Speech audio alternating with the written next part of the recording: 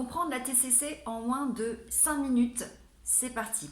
Imaginons, vous vous promenez dans la rue, vous croisez un ami de loin, vos visages, vos regards se croisent et en fait, il ne vous salue pas, il ne se dirige pas vers vous.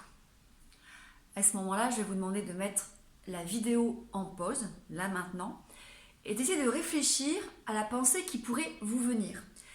Qu'est-ce que vous allez vous dire? Voilà, mettez la vidéo en pause.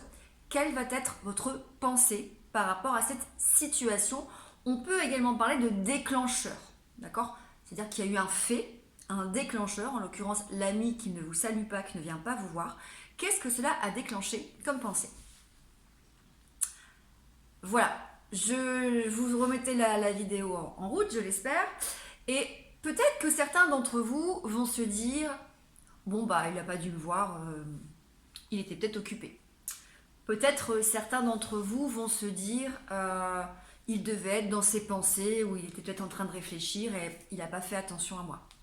Peut-être certains d'entre vous vont se dire j'ai dû faire quelque chose de mal, il m'a snobé, j'ai dû faire quelque chose de mal. Peut-être certains d'entre vous vont se dire quel connard, franchement pour qui il se prend ce petit con là, c'est pour ça qu'il m'appelle plus depuis 15 jours, je sais pas ce qu'il fait mais il me snob. Peut-être que certains d'entre vous, voilà, il y aura probablement encore d'autres façons de penser. Et d'ailleurs, si on mettait 10 personnes différentes devant la même situation, il y aurait 10 façons de penser différentes. Alors, d'où viennent ces pensées? Elles vont vous venir de vos blessures d'enfance, de vos croyances, qu'on appelle des croyances conditionnelles et inconditionnelles, plutôt dans l'autre sens, des croyances inconditionnelles qui vont donner lieu à des croyances conditionnelles qui vont donner lieu à des pensées.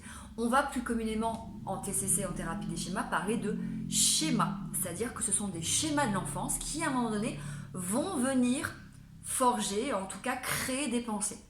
Forcément, si vous mettez une personne qui a un schéma d'abandon, une personne qui a un schéma d'imperfection et une personne qui a un schéma d'abnégation devant la même situation, vous n'allez pas avoir du tout les mêmes pensées. Le schéma abandon va se dire encore quelqu'un qui m'abandonne, de toute façon je vais arrêter de l'appeler, cette relation va se terminer. Le schéma imperfection va se dire de toute façon je suis pas assez bien, je suis pas quelqu'un de bien, donc je comprends à un moment donné peut-être qu'il m'est zappé. Le schéma abnégation va encore se dire quelque chose, il faut absolument que j'essaie de lui faire plaisir pour récupérer son amitié, etc. Mais vous avez bien compris que ce sont les schémas qui vont engendrer des pensées. Premier point de la TCC, la thérapie, en tout cas ce qu'on appelle la partie cognitive de la TCC. Forcément, ces pensées vont engendrer des émotions. Si vous vous dites que cette personne est en train de vous abandonner, vous n'allez pas ressentir du tout la même émotion que si vous vous dites tiens, elle doit être occupée ou elle pense à autre chose, elle a dû penser à autre chose, je vais l'appeler ce soir et puis forcément je vais lui demander ce qui s'est passé. Forcément, les émotions vont être conditionnées par vos pensées elles-mêmes conditionnées par vos schémas.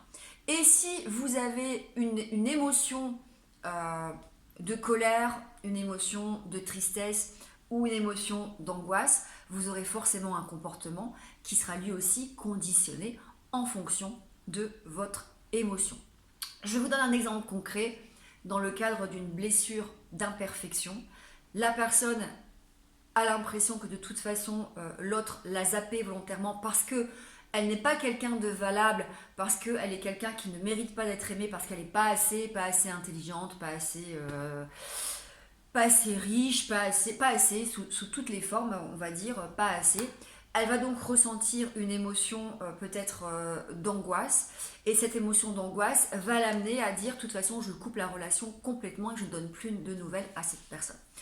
Une autre qui serait, on va parler d'une blessure abandon, va avoir des pensées de l'ordre de toute façon il va m'abandonner, c'est quelqu'un qui ne restera pas dans ma vie, il va peut-être ressentir de la colère et la colère fait que peut-être la prochaine fois que cette personne va la croiser ou le croiser, il va y avoir une crise de colère et la personne qui est en face ne va absolument rien comprendre de ce qui s'est passé puisqu'elle n'est pas responsable des interprétations de l'autre ou des schémas de l'autre. Et ça, c'est très important à comprendre. Petite projection si vous êtes en couple où vous accusez souvent l'autre alors qu'à un moment donné, vous avez vous-même des projections dont peut-être vous n'avez pas conscience. En TCC, qu'est-ce qu'on fait? On va premièrement repérer l'histoire d'enfance Pour identifier les schémas, moi en général je demande quelques éléments de l'histoire de l'enfance pour arriver à repérer les schémas. On fait le questionnaire des schémas de Jung, je fais lire aussi le bouquin qui s'appelle Je réinvente ma vie de Jeffrey Jung, qui permet d'identifier assez rapidement les schémas. Puis après on va travailler sur l'identification en conscience du cercle vicieux déclencheur, pensée, émotion, comportement, pour finalement arriver à intervenir, en tout cas travailler chaque aspect du cercle vicieux. Donc au niveau des pensées, on va soit tenter de la restructuration cognitive, alors on va aussi travailler avec d'autres outils comme la flèche descendante pour identifier potentiellement les croyances et les schémas, mais si on a les schémas, on peut avoir les croyances très très rapidement. Donc soit de la restructuration cognitive, soit la technique du camembert, soit on peut aussi également faire la pleine conscience pour ne pas s'accrocher à ses pensées, mais d'être plutôt dans une forme d'acceptation des pensées et des émotions et de les laisser passer. Au niveau des émotions, on va donner toutes les techniques de gestion des émotions, forcément, qui vont des émotions basses aux émotions très très hautes, comme la détresse émotionnelle, plutôt en TCD. Et puis au niveau comportement, on va apprendre à avoir les bons comportements, donc des comportements plutôt d'affirmation de soi, des comportements où on évite la fuite, on évite l'évitement, on évite la réassurance, on évite le surcontrôle, on évite la surplanification, voilà. Des comportements qui sont souvent des comportements liés à l'anxiété parfois, ou des comportements typiquement d'agressivité, là où il faudrait plutôt mettre un comportement affirmé et de communication non violente.